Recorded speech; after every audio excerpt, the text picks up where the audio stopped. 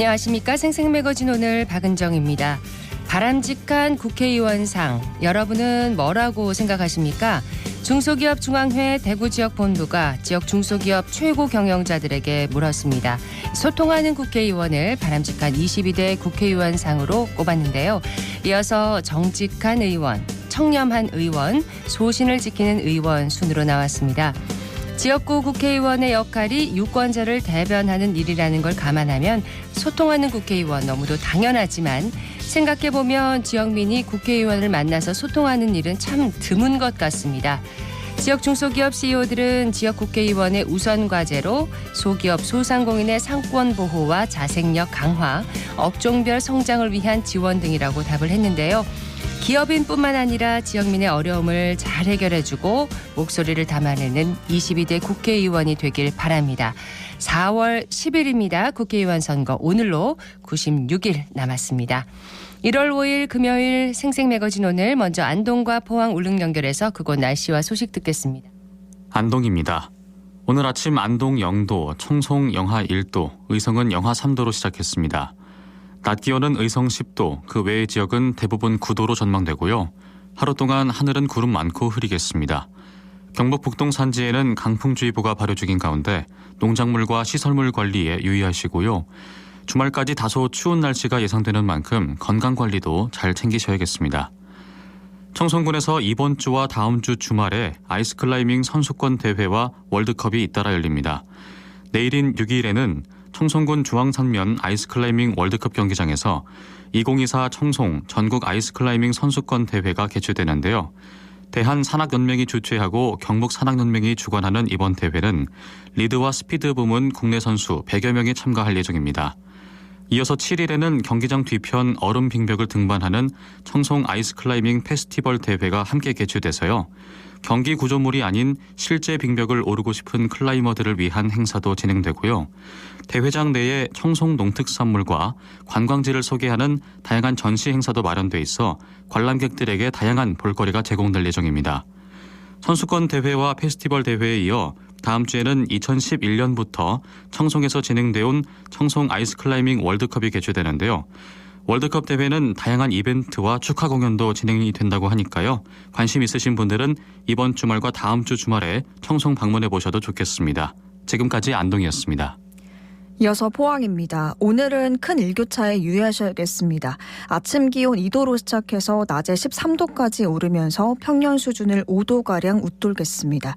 다만 모레부터는 영하권 추위가 찾아오겠습니다. 특히 주말 사이에는 기온이 6도 가까이 큰 폭으로 떨어지겠고요. 다음 주 월요일 아침 기온이 영하 6도 예상됩니다. 감기 걸리지 않도록 보온에 신경 써주시기 바랍니다.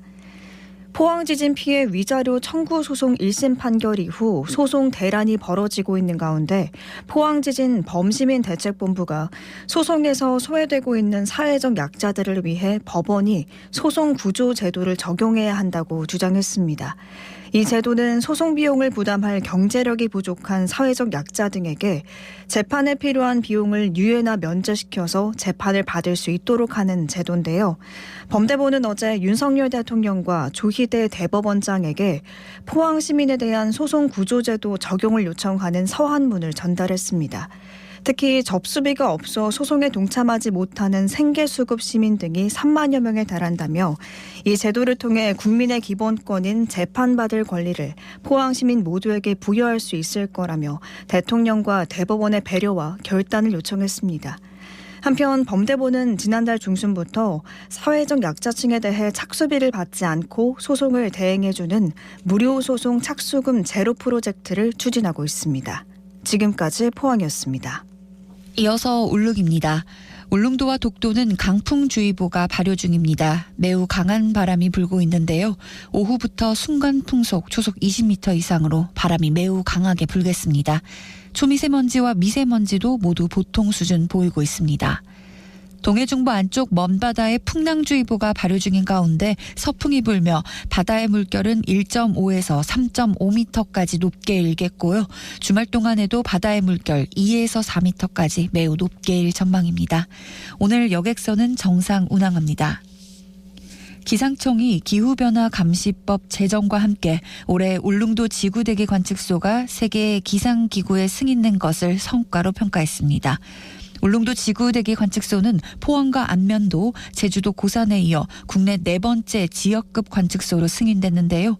기상청은 한반도 동쪽 관측 자료의 가치와 품질을 공식적으로 인정받은 것이라고 밝혔습니다.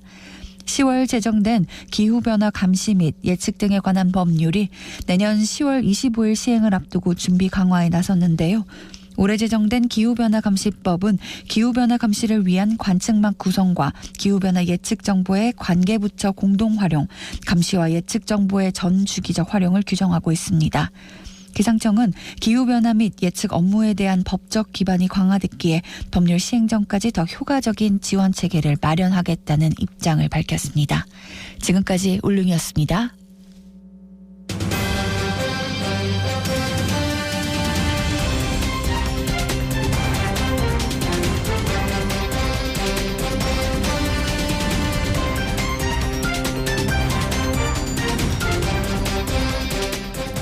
최근 캄캄한 농로에서 차가 마주오던 자전거와 충돌해 자전거 운전자가 숨지는 일이 발생했는데 법원이 차량 운전자에 대해서 무죄를 선고했습니다. 이유가 뭔지, 또 요즘처럼 빨리 어두워지는 시기에 발생할 수 있는 보행자나 자전거 운전자 교통사고와 관련해서 주의해야 할 점은 무엇인지 자세히 알아보도록 하겠습니다. 최지연 변호사와 함께합니다. 어서 오세요. 네, 안녕하세요. 안녕하세요. 시골길에서 발생한 교통사고로 이 자전거 운전자가 숨지는 사건이 있었는데 무죄 판결이 최근에 났어요. 선고됐습니다. 네. 우선 어떤 상황이었는지부터 좀 설명을 해주세요. 네, 우선 지난 겨울입니다. A씨가 지난해 2월 19일 오후 6시 55분경 전남 나주시 농로에서 SUV를 몰다가 맞은편에서 오던 자전거를 발견하지 못하고 충돌했습니다. 이 사고로 73세인 피해자 B씨가 숨졌고 A씨가 재판을 받게 됐는데요. 해당 재판부는 피하기 어려웠던 상황을 고려해서 무죄를 선고했습니다. 2월 19일 오후 6시 55분. 요즘 6시만 해도 깜깜해요. 네, 그렇습니다. 깜깜하잖아요. 굉장히 어두울 때죠. 이때도 어두웠을 것 같은데 근데 사람이 사망했습니다. 어떻게 무죄가 선고된 건가요? 네, 당시 차량 내 블랙박스 영상을 보면 차량 운전자는 사고 발생 약 1초 전 자전거 운전자를 발견한 것으로 보입니다. 그런데 말씀하신 것처럼 당시 사고가 발생한 시점이 해가 저문 이후였고 네.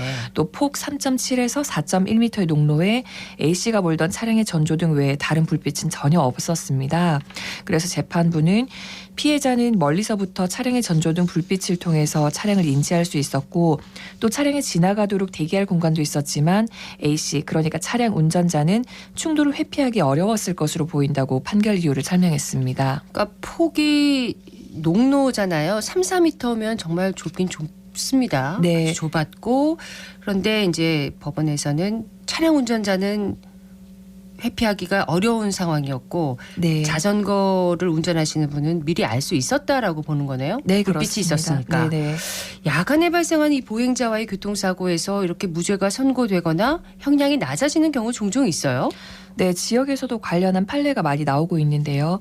우선 2021년 11월 오전 6시 20분쯤이었습니다. 대구 북구의 한 편도 4차선 도로에서 검은색 옷을 입고 무단 횡단을 하던 보행자가 우선 A씨 차량의 오른쪽 사이드 미러에 부딪혀서 쓰러지고 또 곧 이어서 뒤따라오던 B씨의 차량이 이 쓰러진 보행자를 치고 지나가서 보행자가 현장에서 숨진 사건이 있었습니다. 당시 이 A씨와 B씨 모두 재판을 받게 됐는데요. 네. 대구지방법원은 당시 사건이 해가 뜨기 전 어두울 때 발생이 됐고 또 보행자가 입었던 옷 색깔 상하의가 모두 검정색이거나 짙은 회색이었기 때문에 운전자들이 보행자를 인지하기 어려웠다고 봤고요. 네. 또 불과 50m 앞에 횡단보도가 있기 때문에 무단 횡단을 하는 보행자가 있을 것이라고 운전자가 예측하기는 어려웠을 것이라면서 운전자 2명 모두에게 무죄를 선고한 사건이 있었습니다. 예. 네. 그리고 또 지난해 3월 새벽 4시쯤 편도 2차선 도로를 운전하던 중에 1차로에 누워있던 남성을 치어 사망하게 한 사람에 대해서도 누워 있었나요? 네, 누워 있었습니다. 그래서 대구지방법원은 해당 시간대에 도로에 사람이 누워 있을 것이라고 예상하기는 어려웠다는 취지로 금고 1년에 집행유예 2년을 선고하기도 했습니다. 그러니까 사고를 피하기 어려웠다라는 이유로 무죄가 선고되거나 형량이 낮아졌다. 있었다는 거네요. 네, 그렇습니다. 특히 야간에서 이런 경우가 아무래도 많이 일어날 것 같아요. 네, 앞에서 말씀드렸던 사례들도 모두 야간에 발생했던 교통사고였는데요. 야간의 경우에는 특히 시야가 많이 제한되기 때문에 운전자 입장에서 피해자의 상황이 어느 정도 예견 가능했는지 여부에 따라서 판단을 한다고 보실 수 있습니다. 네. 그래서 도저히 사고 상황을 예견할 수 없었다면 운전자에게 그 책임을 지울 수 없다는 겁니다. 다만 여기에서 주의하셔야 할 부분은 운전자가 주의 의무를 다 했는데도 불구하고 도저히 예견할 수 없었던 경우를 말하는 거거든요. 그렇죠. 네, 그러니까 핸드폰을 하다가 피해자를 미처 발견하지 못했다든가 아니면 속도 위반이나 신호 위반을 했다든가 이런 경우에는 책임을 피하기 어려울 수 있습니다. 휴대폰에 이제 전화 통화를 하고 있었던 흔적이 있으면 이건 안 되겠네요. 그렇죠. 피할 수가 없겠네요. 네, 그건 예. 확실한 증거니까요. 그러니까요. 네. 구체적으로 어떤 상황이었는지가 형사재판 결과에 영향을 미치는 것 같습니다. 이런 상황들이 민사재판에서도 어느 정도 영향이 있게 되는 건가요? 네, 그렇습니다. 그러니까 아시다시피 형사사건은 가해자를 어떻게 처벌하는지에 대한 것이고 민사사건은 우리가 흔히 얘기하는 뭐 손해배상 청구를 하게 되는 건데요. 이 경우에 과실상계라고 합니다. 그래서 피해자에게 어떤 과실이 있으면 그 과실률만큼 몇 %를 감액을 해서 손해배상을 받을 수 있게 되거든요. 네. 그래서 사고 당시에 어떤 상황이었는지 피해자가 어떻게 행동했는지에 따라서 피해자가 배상받을 금액에서 차이가 있게 됩니다. 과실상계요. 네, 그렇습니다. 그러면 구체적으로 과실률을 산정하는 방법이 따로 있겠네요.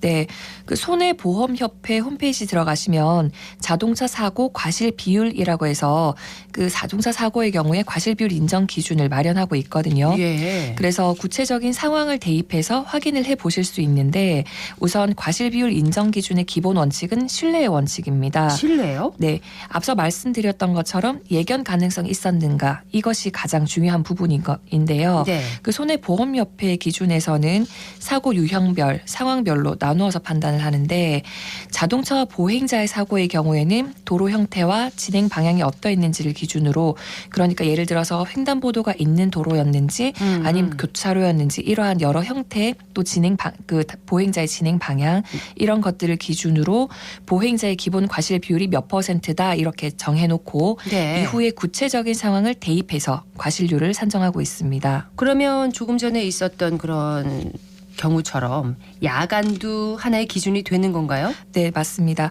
그 도로 형태와 진행 방향에 따라서 기본 과실이 정해진다고 먼저 말씀을 드렸는데요. 네. 여기에서 야간 기타 시야 장애가 있는 경우에는 보행자의 과실이 플러스 5% 더 높아지고요. 만약에 정지해 있었거나 뒤로 가거나 아니면 갈지자, 요즘에는 리을자 보행이라고 하는데 리을자 보행요. 네, 이런 경우에도 보행자의 과실이 5% 더 높다고 보고 있습니다. 그렇군요. 네, 반면에 보행자가 어린이라든가 노인, 장애인이거나 아니면 사고가 일어난 장소가 주택, 상점가, 학교의 경우에는 보행자의 과실 비율이 5% 낮아지고요. 네. 만약에 장소가 아예 어린이, 노인, 장애인 보호구역인 경우에는 큰일 나죠. 네, 운전자가 더 주의해서 운전을 해야 하기 때문에 보행자의 과실 비율이 15% 더 낮아집니다. 보행자의 과실 비율이 예, 더 그렇습니다. 낮아지는 거죠. 그리고 만약에 운전자가 휴대폰을 봤다든가 하는 경우에는 보행자의 과실 비율이 더 낮아지겠네요. 10% 더 낮아집니다. 아. 그리고 손해보험협회 홈페이지에 명시적으로 나타나 있지는 않지만 법원에서는 보행자가 어두운 옷을 입어서 운전자가 발견하기 어려웠다든가 하는 경우에도 보행자의 과실 비율이 더 높아진다고 보고 있습니다. 네. 명시적으로 되어 있지는 않군요. 이 부분은. 네, 손해보험협회 홈페이지에 일부 내용만 기재가 되어 있거든요. 네. 어두운 색을 밤에 입고 있으면 정말 발견하기 힘들죠. 네, 그렇습니다. 그건 맞는 것 같습니다. 네. 자, 우리가 교통사고를 당했을 때 손해배상 청구를 할 수 있다. 이 정도만 흔히 알고 있는데요. 구체적으로 청구할 수 있는 교통사고 손해배상의 내용도 있겠네요. 네, 크게 세 가지 적극적 손해, 소극적 손해, 위자료 이렇게 세 가지가 있습니다. 우선 적극적 손해는 지출한 비용을 쉽게 생각하시면 되는데요. 네. 치료비라든가 병원비, 간병비 이런 것을 말합니다. 최근에는 사고로 하반신 마비라든가 전신 마비가 발생하는 경우에 간병비가 정말 많이 발생해서 피해자에게 과도한 부담이 되는 경우도 많고요. 네. 다음으로 소극적 손해는 일실 수입이라고 해서 교통사고로 인해서 일하지 못해서 내가 얻지 못한 손해를 말합니다. 그래서 만약에 영구장애라든가 한시적이지만 장기간에 걸친 장애가 나타난다면 일시 수입이 굉장히 큰 부분을 차지할 수 있습니다. 간접적인 그런 손해네요. 네, 그렇습니다. 예. 그리고 마지막으로 위자료는 정신적인 손해배상 청구를 말하는 건데 이러한 손해배상 금액을 모두 합한 다음에 앞에서 말씀드렸던 과실상계라고 해서 피해자의 과실률만큼 공제하고 가해자로부터 손해배상을 받을 수 있습니다. 그렇군요. 아무래도 교통사고가 발생하지 않도록 주의하는 게 가장 중요하다는 생각이 드는데 우선 보행자가 주의할 점 많을 것 같아요. 네, 겨울철에는 보행자와 자전거 운전자의 교통사고 위험이 높은데요. 특히 야간의 경우에 발생하는 교통사고의 경우에는 사망에까지 이르는 중대한 사고가 많이 발생합니다. 그렇습니다. 그래서 대구와 경북경찰청에서도 지난 연말까지 특히 고령자들을 대상으로 교통안전 교육 홍보 활동에 나서기도 했는데요. 우선 보행자 입장에서는 기본적으로 무단횡단은 절대 하시면 안 되고요. 그럼요. 네, 농촌 지역의 농로라든가 도시 지역에서도 번화가가 아닌 주택가에서 특히 횡단보도가 없는 경우에는 주의를 잘 살피고 길을 건너셔야 합니다. 네. 그리고 계속 말씀 나왔던 것처럼 야간에는 옷 색상이 어두울수록 운전자의 눈에 잘 보이지 않기 때문에 밝은색 계열의 옷을 입으시는 것이 좋습니다. 그렇습니다. 무단횡단은 기본적으로 하시면 절대로 안 네, 되겠습니다. 절대 안 됩니다. 네. 운전자들이 야간에 운전할 때 주의할 점도 많겠죠? 네, 운전자분들께서는 어두운 도로를 운전하실 때는 주의를 살피면서 서행하셔야 하고요. 네. 당연한 말이지만 핸드폰을 보고 있다든가 과속해서는 안 됩니다. 그리고 특히 인도가 없는 곳에서는 차도로 사람이 나타날 수도 있다는 점을 염두에 두고 서행해서 운전하셔야 하고요. 예. 만일 사고가 발생했을 때는 우선 피해자의 상태를 먼저 확인을 하시고 112와 119에 바로 신고하시는 것이 필요합니다. 네. 야간 교통사고 잘 대비해서 새로 시작되는 한 해 안전하게 보내야겠습니다. 예. 지금까지 최지연 변호사였습니다. 고맙습니다. 네, 감사합니다.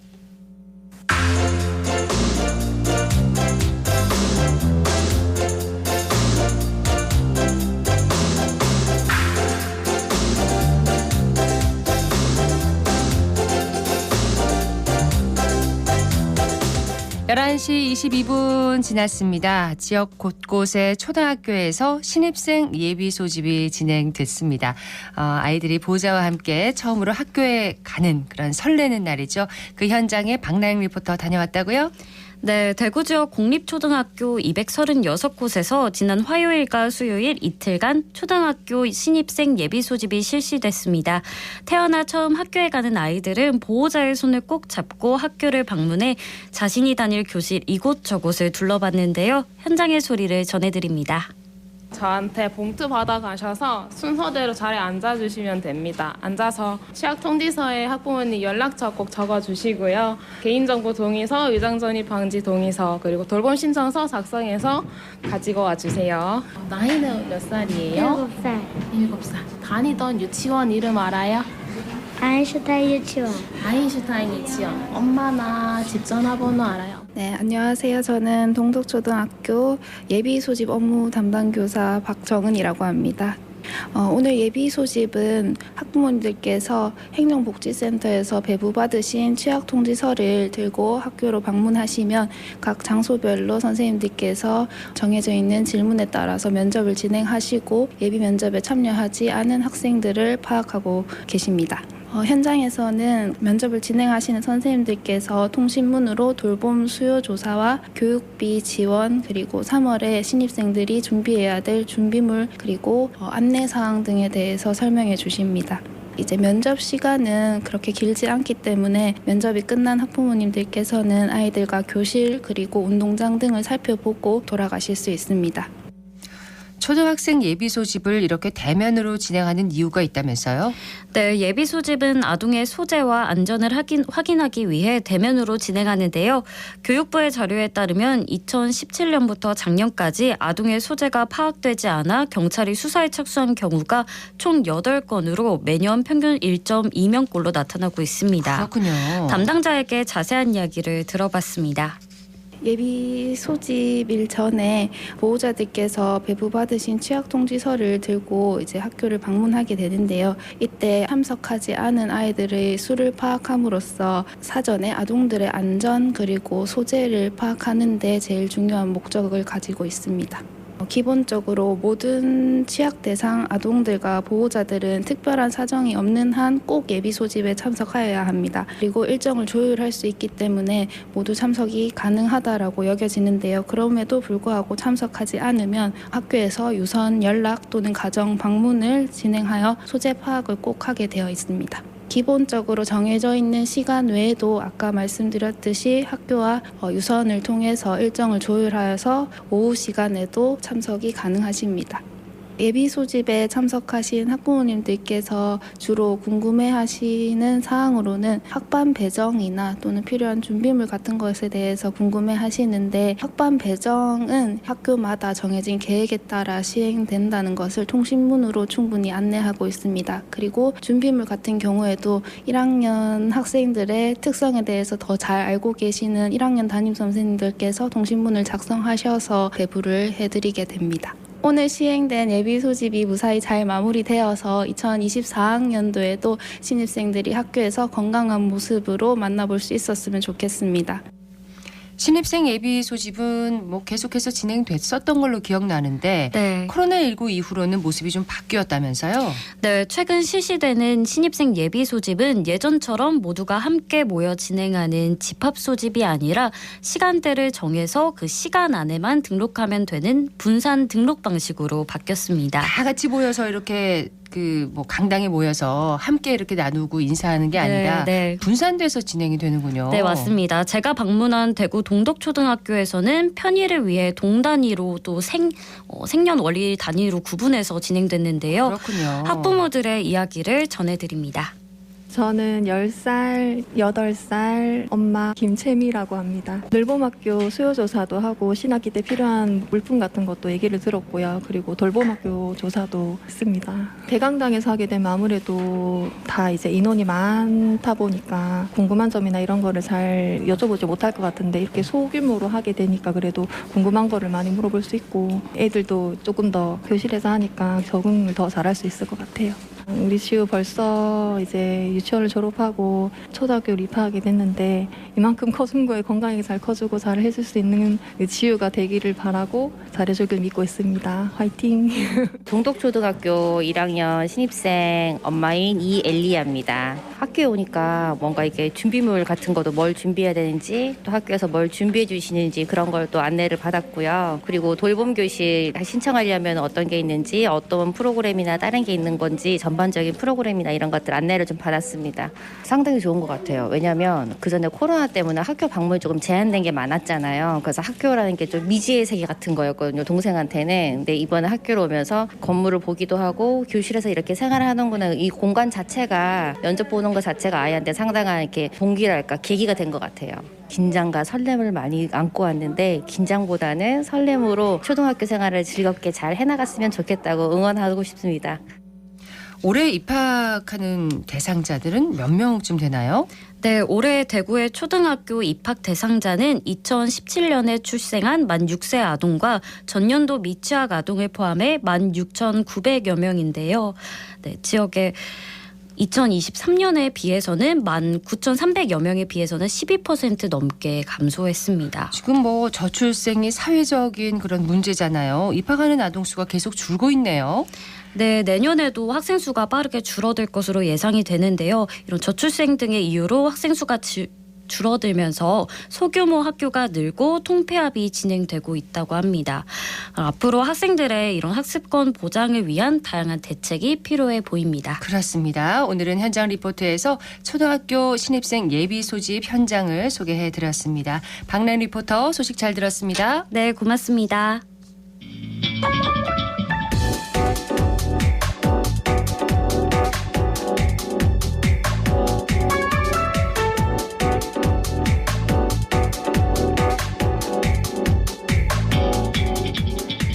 묻고 듣고 생각과 마음을 나누는 방송. 지금 여러분께서는 대구 경북을 보고 듣는 생생 매거진 오늘을 함께하고 계십니다.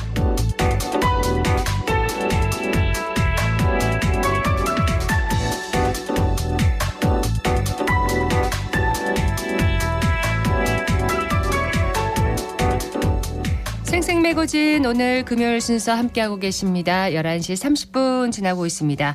기자의 눈으로 지역의 현안과 이슈를 들여다보는 시간입니다. 뉴스민의 김보현 기자와 함께합니다. 어서 오세요. 네, 안녕하세요. 자, 오늘 짚어볼 이슈는 뭔가요? 네, 오늘 대중교통 정책 이슈 가져왔습니다. 1월 1일부터 경북 봉화군에선 누구나 농어촌 버스를 무료로 탈 수 있게 됐는데요. 누구나요? 네, 누구나 탈 수 있습니다.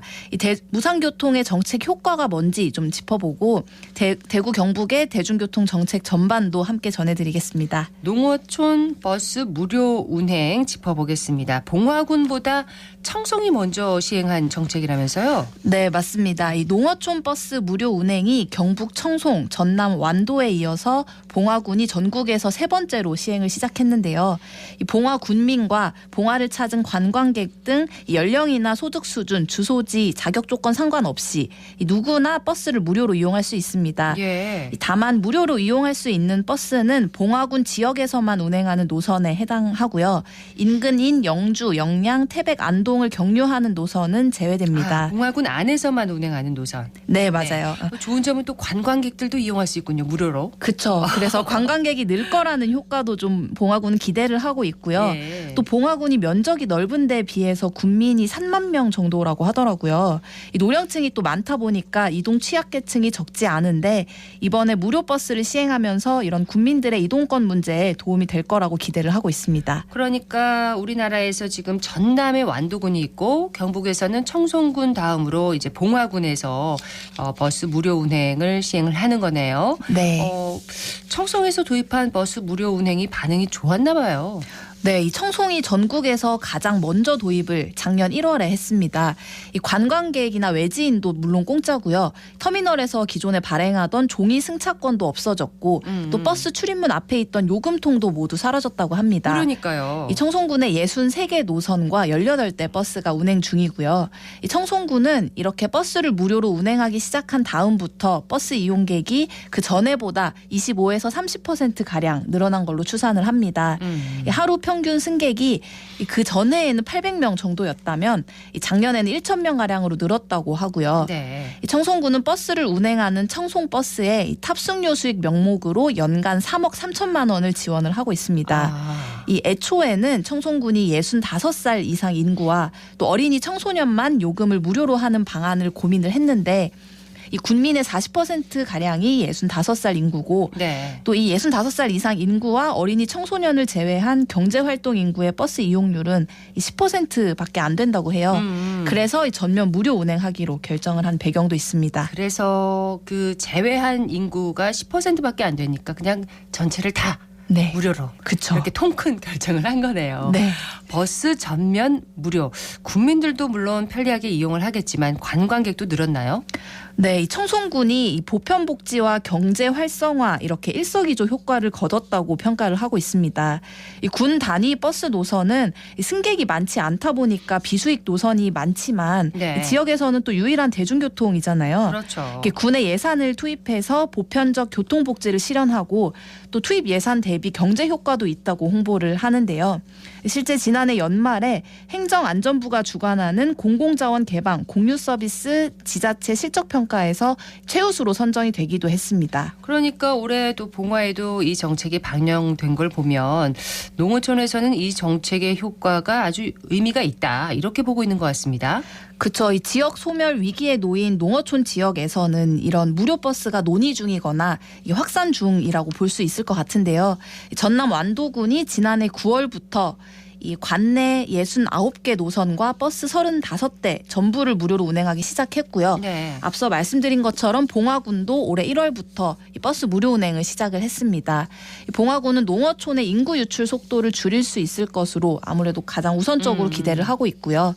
충북 진천군도 올해 상반기부터 군민을 대상으로만 버스를 공짜로 이용할 수 있도록 할 계획입니다. 예. 이 장기적으로는 관광객 등 외지인 버스 요금도 무료화하고 관내를 운행하는 버스뿐 아니라 인근의 대도시인 청주를 오가는 버스도 무료로 전환하기 위해서 협의할 계획이라고 합니다. 그렇군요. 대구 같은 경우는 지금 무료로 하는 게 선별적 무료 버스 정책. 네, 그렇죠. 시행하고 있죠. 네, 확대하고 있습니다. 네, 대구시가 이제 지난해 7월부터 75살 이상 노인에게 버스 요금을 받지 않고 있습니다. 이렇게 취약계층을 대상으로 한 선별적 무료 버스 정책은 이미 전국 곳곳에서 좀 많이 시행하고 있는데요. 연령별로요, 그죠? 네. 이 전국에서 가장 먼저 이렇게 선별적 정책을 도입한 건 전남 신안군입니다. 2008년에 버스 완전 공영제를 시행하면서 65살 이상 승객의 버스 요금을 무료화한 게 시작이었는데요. 네. 이렇게 녹색전환연구소가 지난 9월에 발표한 보고서를 보면 이 신안군이 연간 버스 이용객이 공영제와 무상교통 시행 전 19만 명에서 시행한 뒤에는 65만 명으로 3.4배나 늘었다고 합니다. 엄청나네요. 네, 효과가 있는 거죠. 그러네요. 수도권에서도 이런 선별적인 무료 버스 정책 운영되고 있나요? 네, 이 수도권에서는 경기 화성시가 가장 먼저 이런 버스 정책을 시행을 했는데요. 화성시는 2020년에 7에서 18세 아동 청소년 버스 요금을 무료화해서 지금은 6에서 23세 아동 청소년 청년과 65살 이상 노인에게 관내 버스 요금을 지원하고 있습니다. 네. 이렇게 화성시도 선별적 무료화한 뒤 버스 이용이 좀 늘었다고 하고요. 2021년에 아주대 조사팀이 발표한 자료에 따르면 이 버스 하루 평균 통행량이 버스 요금 무료화 시행 뒤에 아동 청소년은 8.2%, 노인은 7.1% 늘었다고 해요. 이용객이요? 네네. 그러니까 여기에 어떤 효과가 있는지 살펴보면 통행시간 절감과 교통사고 감소, 차량 운행 비용 감소도 있을 것이고 대기오염 비용 절감이나 온실가스 저감, 그리고 스트레스 감소에 따른 사회비용 절감, 경제 활성화 이런 지표들이 있을 텐데요. 대부분 긍정적인 효과를 거둬서 모두 129억 원 정도의 경제 효과를 냈다. 이렇게 네. 보고서가 분석을 합니다. 그러니까 이렇게 버스 무료 승차를 할 수 있는 것은 시나 군에서 이 탑승료 수익 명목의 어떤 지원금을 지원을 하는 거잖아요. 지자체에서. 그렇죠. 그렇죠. 자, 이 정도면 이제 무상교통의 정책 효과가 국내에서 어느 정도 확인되고 있는 게 아닌가 싶은데 전문가들 의견이 궁금해요. 네, 대체로 긍정적이긴 한데요. 지금은 중소도시 교통체계가 다수의 시민에게 보편적으로 접근이 가능하지 않기 때문에 결국 노선 개편 같은 시스템 개선도 필요하다는 지적도 있습니다. 네. 이렇게 인구가 몰려 있는 신시가지 주민들에게 혜택이 편중될 수 있다. 이런 지적인 건데요. 또 농어촌과 도시 지역의 접근 방식이 달라야 한다. 이런 의견도 있습니다.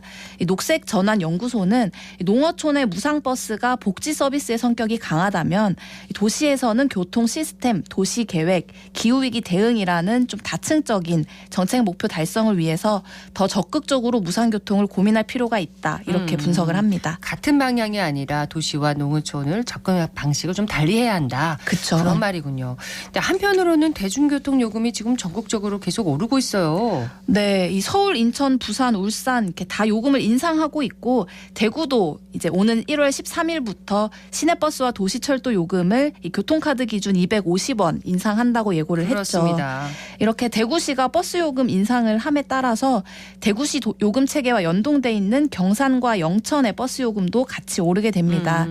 다만 올해 말에 광역 환승제를 도입을 해서 경산, 영천, 구미 등 이렇게 인근 지역과 대구에 무료 환승제를 도입한다는 계획도 나와 있는데요. 올해 말에요? 네네. 네. 이 대구시는 운송 원가 상승에도 요금 조정을 그동안 보류했으나 승객 감소와 원가 대비 낮은 운임으로 회수율이 좀 지속적으로 하락해서 불가피하게 요금을 조정했다 이렇게 밝혔습니다. 네. 기후위기 대응 차원에서라도 더 오르면 안 된다 이런 지적도 나오는데 대중교통 정책을 어떻게 봐야 할까요? 네, 이 한국의 대중교통 요금이 매우 싼 편이다 이런 인식이 있어요. 네. 이에 대해서도 좀 여러 해석이 가능할 텐데요. 1회권을 기준으로 비교하면 맞을 수도 있지만 이제 여러 할인과 정기권 정책을 도입한 해외 사례를 비교하면 이게 맞지 않다는 지적도 나옵니다. 맞지 않다고요? 네, 네. 예를 들면 독일의 베를린에서 지하철이나 버스 같은 대중교통을 타기 위해서 1회 탑승권을 사면 약 4,600원 정도가 든다고 해요. 네. 네. 근데 다만 독일에서 한 달 동안 전국의 모든 대중교통을 무제한으로 이용할 수 있는 통합 정기권의 가격과 비교하면 한국보다 이 대중교통 요금이 훨씬 싸진다고 합니다. 이렇게 해외에서는 좀 거꾸로 시민들의 대중교통 지출액을 내려주기 위한 지원 정책을 도입하고 있는데 네. 한국은 아직까지 서울시가 올해 도입하겠다고 한 기후 동행 카드를 제외하면 이 관련 정책들이 매우 적은 편입니다. 2019년에 도입됐던 알뜰 교통카드가 좀 전국에서 폭넓게 적용되고 있는 유일한 요금 지원 정책이거든요. 네. 좀 이런 배경 속에서 어린이, 청소년, 노인 같이 특정 계층을 대상으로 한 할인과 무상 지원을 보면 이 복지 정책의 효과가 있지만 이 정책 대상이 대중교통과 대체 수단을 이용할 수 없는 사람에 머무는 한계가 좀 있다는 지적도 나올 수 있는 거죠. 그렇군요. 특정 계층을 위한 복지 정책이 아닌 기후위기 대응 정책, 또 대중교통의 지속 가능성을 도모하는 그런 정책 방향으로 가야 한다. 이런 지적인 거네요. 네, 맞습니다. 쉽게 말하면 대중교통과 승용차 이용의 비용을 따져서 더 적은 쪽을 택하는 사람들, 그러니까 승용차를 끄는 사람들까지 이 대중교통 정책이 끌고 와서 네. 결국에 이 대중교통 이용자 파이를 늘려야 한다는 이야기이고요. 기후위기 대응의 차원에서도 필요하지만 장기적으로는 대중교통의 지속 가능성, 그리고 이동의 공공성을 위해서도 이런 방향의 논의가 필요하다는 이야기들이 있습니다. 네. 농어촌 무료버스 효과와 함께 살펴본 대중교통 요금 정책. 자, 김 기자는 취재하면서 어떤 생각이 들었나요? 네, 이런 대중교통 요금 정책이 청년 정책, 젠더 정책이라는 이야기도 있습니다. 이 자가용과 대중교통 비용을 연령대별로 구분해 봤을 때 대중교통을 가장 많이 타는 연령대가 35세 미만 청년층이라고 하더라고요. 예. 그 가운데에서도 이 35세 미만 여성 청년이 대중교통비의 부담이 상대적으로 가장 컸다고 합니다. 그러니까 대중교통 요금이 오르면 가장 크게 타격을 받는 게 여성 청년인 셈인 거죠. 네. 그래서 이런 조사 결과들에서 볼 수 있듯이 이렇게 대중교통 정책이 우리 사회의 여러 현안들과도 좀 긴밀하게 연결돼 있다고 볼 수 있을 것 같습니다. 그렇군요. 농어촌에 부는 무료버스 바람과 함께 대중교통 정책에 대해서 생각해보는 시간이었습니다. 뉴스민의 김보현 기자였습니다. 고맙습니다. 감사합니다.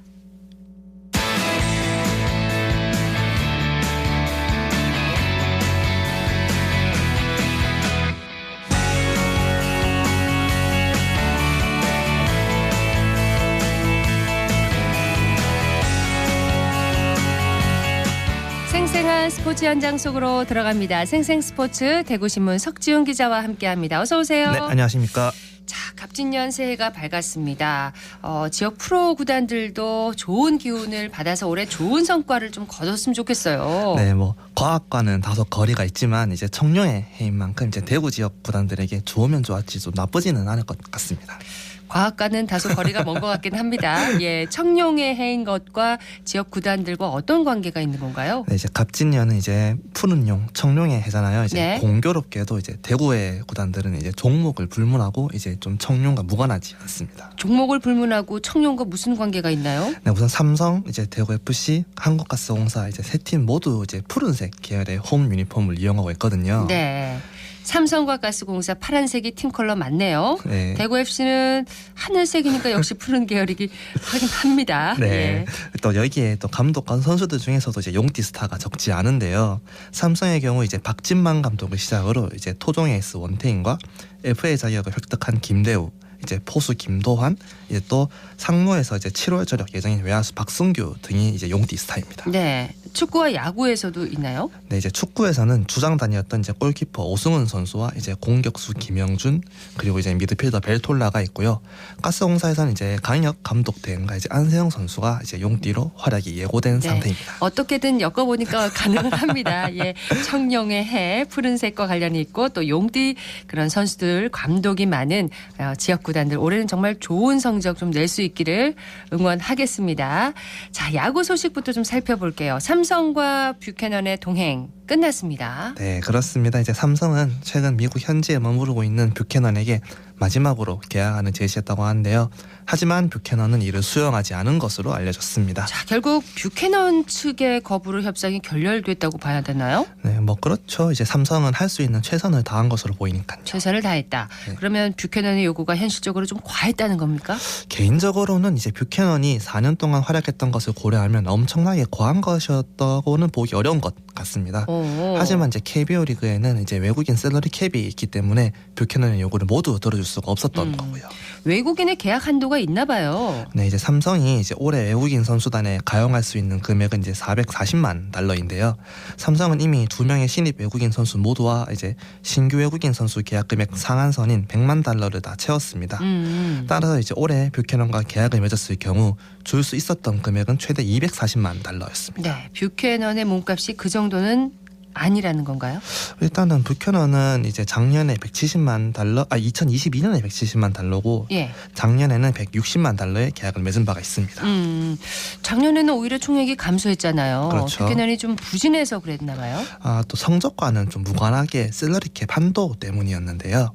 삼성은 바로 지난해에 이제 2022년 활약했던 이제 호세 피렐라, 엘버트 수아레즈와 이제 증액된 계약을 맺은 바 있습니다. 네. 그리고 이제 외국인 연봉 상한제 탓에 마지막으로 계약을 맺은 뷰캐넌이 이제 금액이 좀 삭감이 될 수밖에 없었던 상황이었습니다. 그러니까 2022년보다 지난해에 더 삭감된 거네요. 그렇죠. 네. 활약이 뛰어난 세 선수들을 이제 모두 잡으려다가 보니까 한 명이 좀 희생을 감수할 수밖에 없었나 봅니다. 네, 그랬던 셈이죠. 이제 또 아무래도 이제 뷰캐넌이 고액을 요구하는 것에 작년에 대한 보상 팀들도 아예 없지는 않았던 것으로 보입니다. 뷰캐넌이 최고 수준의 대우와 단연 계약을 원했다고 하니까 남은 한도 내에서 최대 금액을 요구한 걸까요? 구단에서 뭐 정확히 밝히진 않았는데 그런 쪽이 좀 유력해 보입니다. 예. 정확히 밝히지 않고 있군요. 구단에서는. 그렇죠. 그럼 요구를 수용하는 게 완전 불가능했던 건가요? 이제 불가능한 건 아니었는데 이제 뷰캐넌이 여기에 추가로 단연 계약까지 요구했다고 하니까 아하. 삼성으로서는 이제 머리가 좀 복잡할 수밖에 없었죠. 그러니까 뷰캐넌과 계약을 맺었다고 하면 나머지 두 외국인 선수들이 올해 모두 잘해서 재계약을 맺으려고 할 땐 좀 어려움이 있을 수 있다. 이런 예상을 한 거네요. 그렇죠. 이제 두 선수 모두 이제 올해 활약을 펼칠 경우 이제 금액을 이제 증액해서 이제 계약을 맺어야 되는데 뷰캐넌에게 남은 여유분을 모두 멀어졌더라면 이제 사실상 다른 외국인들과 재계약이 뭐 불가능했던 셈이죠. 어쨌든 삼성으로서는 정말 쉽지 않은 상황이었겠어요. 네, 이제 그래서 삼성은 이제 뷰캐넌과 이제 협상이 결렬되자마자 빠르게 움직여서 어젯밤에 메이저리그 출신 투수 이제 데니 레이에스와 총액 80만 달러의 계약을 맺었다고 밝혔습니다. 어젯밤에요. 예. 예. 레이에스 선수 어떤 선수입니까? 네, 키는 이제 1m 93cm에 몸무게 115kg에 뛰어난 치격 조건을 바탕으로 고구입니다. 네, 좌타자 상대로 강한 모습을 보였다고 합니다. 따라서 이제 왼손 강타자가 많은 이제 국내 무대에서 경쟁력 있는 투수로 이제 내다봤다고 합니다. 예, 잘해주면 좋을 텐데 그리고 FA 3인방들은 아직 계약이 완료되지 않았어요. 네, 이번에 FA 자격을 얻은 선수는 이제 오승환, 김대우, 강한우 이렇게 3명인데요. 아직 이제 삼성과 그 누구의 계약 소식도 들리지 않고 있습니다.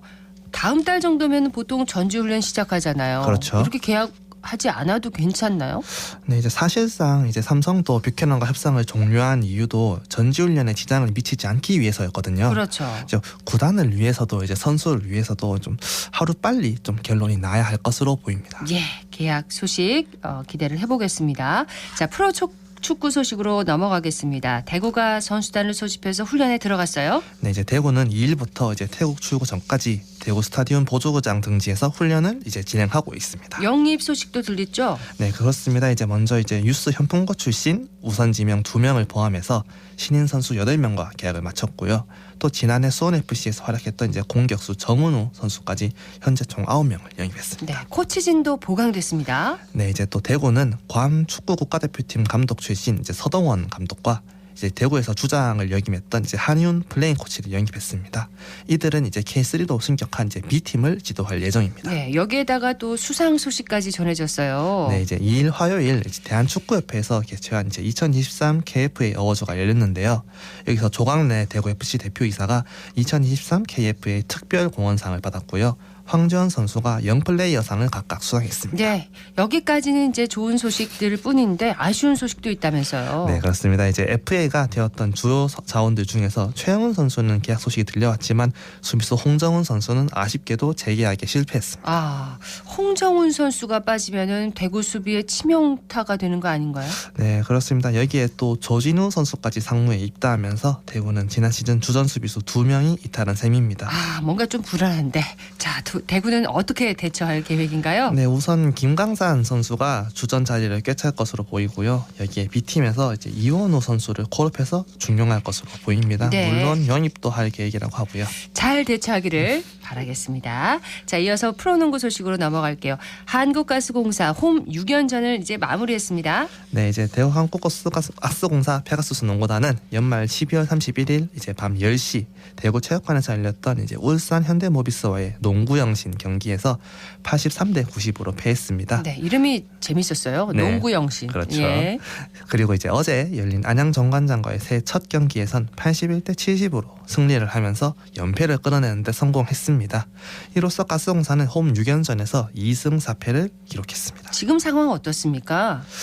조금 연말부터 해가지고 페이스가 다소 좀 저조한 느낌입니다. 이 저조한 원인이 뭘까요? 한 가지만 꼽을 수는 없겠지만 우선 이제 가드진의 체력 문제와 부상이 좀 커 보입니다. 그러고 보니까 이제 울산전에서 김낙현 선수와 벨란겔 선수 부상을 입었어요. 네, 구단에서는 심각한 부상은 아니라고는 했고 어제 경기에 출전하기도 했지만 그래도 바로 100%까지 회복하지는 어려운 만큼 이제 추이를 좀 지켜봐야 될 것 같습니다. 두 선수가 이전부터 부상이 좀 우려됐다면서요? 그렇죠. 이제 김낙현 선수는 상무에서부터 무릎이 온전치 않은 상태로 전역을 해서 복귀 후 부상이 재발하면서 이제 출전 시간을 관리하고 있었으니까요. 네, 벨란겔 선수는요? 네, 이제 벨란겔은 지난 시즌에 비해서 이제 한결 기량이 늘어났지만 이제 또 반대급부로 출전 시간이 너무 증가하면서 혹사에 가까운 출전 시간을 소화하고 있습니다. 자, 이렇게 되면은 이제 강혁 대행의 머리가 좀 적잖이 아프겠습니다. 그렇죠. 이제 가뜩이나 얇은 선수단 구성 탓에 이제 두 선수에게 출전 시간이 집중될 수밖에 없었는데 여러 가지로 좀 어려운 상황입니다. 예, 위기에 빠진 가스공사 다음 일정은 어떻게 됩니까? 네, 가스공사는 내일 토요일 오후 2시 창원체육관에서 창원 LG 세이커스와 맞붙습니다. 그리고 이틀 뒤 월요일 홈으로 서울 삼성 썬더스를 불러들여서 맞대결을 펼칠 예정입니다. 네, 4위와 12팀인데 최소 1승 1패는 하겠죠. 사실 뭐 이쯤 되면은 이제 뭐 5할 승률보다는 최대한 많이 이기는 것이 중요하기 때문에 2승을 무조건 좀 해줘야 될 것 같습니다. 자, 어떤 선수에게 좀 기대를 해볼까요? 좀 가드진에 좀 구멍이 생긴 만큼 이제 포워드진에서 이대훈 선수가 공격력을 발휘해줘야지 희망이 조금 보일 것으로 보입니다. 네, 자 처음에 그 석지윤 기자가 말한 것처럼 청룡의 해에 우리 지역 구단들이 다 선전 좀 하기를 응원하겠습니다. 생생스포츠 대구신문의 석지윤 기자였습니다. 고맙습니다. 네, 감사합니다.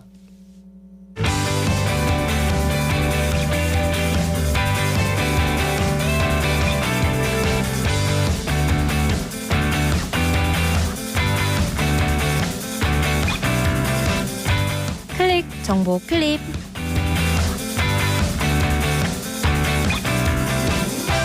대구 농수산물유통관리공사가 약 1년의 설립 준비 기간을 거쳐 오늘 북구 매천동 사옥에서 출범합니다. 1988년에 개장한 대구 농수산물 도매시장은 전국 34개 공영 도매시장 중 3위의 거래 규모를 자랑하는 대규모 도매시장임에도 불구하고 그동안 유통환경의 변화와 전문적인 운영관리에 어려움을 겪어왔는데요. 이번 공사 출범으로 기존 유통구조를 개선하고 시민들에게 신선한 농수산물을 안정적으로 공급할 수 있기를 바랍니다.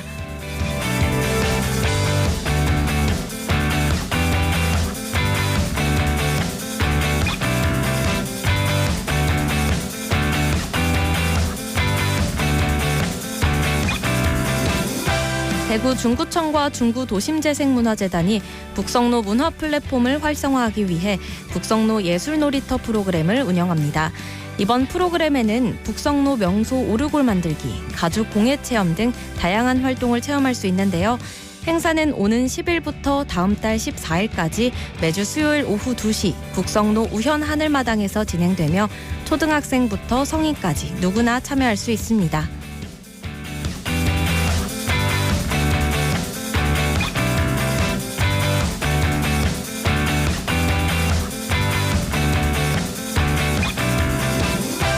대구시는 휴일 야간 시간대에도 시민이 의약품을 구매하는 데 불편하지 않도록 공공 심야약국 1곳과 자정약국 9곳을 지정해 운영하고 있습니다.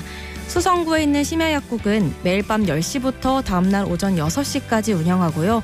연중무휴로 매일 오후 9시부터 다음날 자정까지 영업하는 자정약국은 중구, 서구, 남구, 북구, 달서구에 9곳이 있습니다. 자세한 사항은 대구시 홈페이지에서 확인할 수 있고 119 구급상황관리센터를 통해 안내받을 수 있습니다.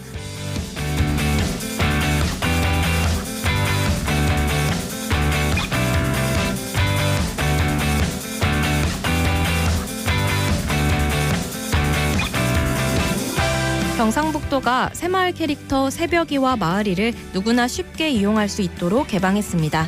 새벽이는 새벽을 깨우는 닭을 모델로 근면을 상징하고요.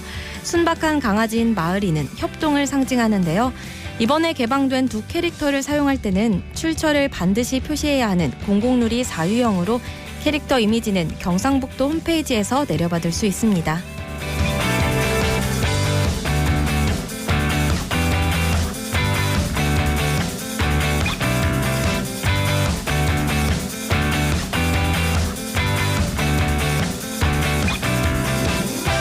오늘은 여름철 고생하는 질환으로 알려졌지만 겨울철에 더 큰 고통을 주는 발 다한증에 대해 알려드립니다. 다한증은 일상생활이 힘들 정도로 신체에 과도한 땀이 나오는 질환인데요. 추위에도 불구하고 발에 땀이 심해지면 이 땀이 식으면서 발끝이 시린 수족냉증으로 나타나 겨울철에 더 주의가 필요합니다. 평소 적정 사이즈의 편안한 신발을 착용하시고 발에 땀을 많이 흘렸다면 향균 비누로 씻는 걸 권해드립니다. 또 다한증이 의심된다면 의료기관을 방문해 상담과 치료를 받으시는 것도 좋겠습니다. 지금까지 클릭 정보 클립 배아현이었습니다.